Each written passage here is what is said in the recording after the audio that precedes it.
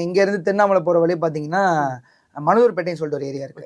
அந்த ஏரியா ஃபுல்லாவே உங்களுக்கு மரம் சூழ்ந்த ஒரு இடம் தான் இருக்கும். அதே மாதிரி விழுப்புரம் டு உங்களுக்கு திருக்கோயில் வர வழின்னு பாத்தீங்கன்னா அந்த மரம் எல்லாமே பாக்குறதுக்கு ஒரு நேச்சர் நல்லா ஓகே. இருக்கும். உங்க ஊரை சுத்தி நிறைய கோயில் இருக்குங்கிறீங்க. சோ நீங்க பக்திக்குள்ள போறதுக்கு அது ஒரு காரணமா இருக்குதா? கண்டிப்பா.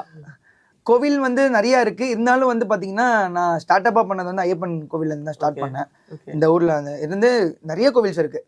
சிவன் கோவில் இருக்கு, பெருமாள் இருக்காரு, அதே மாதிரி பாத்தீங்கன்னா முருகர் இருக்காரு, எல்லாவோட சுவாமியும் நம்ம ஊர்ல இருக்காரு.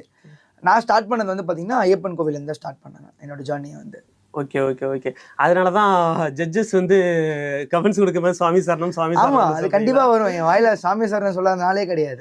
எஸ், எல்லாரும் தேங்க்யூ தேங்க்யூன்னு சொல்லுவாங்க. நீங்க மட்டும் தான் சாமி சரணம் சாமி கண்டிப்பா, சரணம்னு சொல்றீங்க.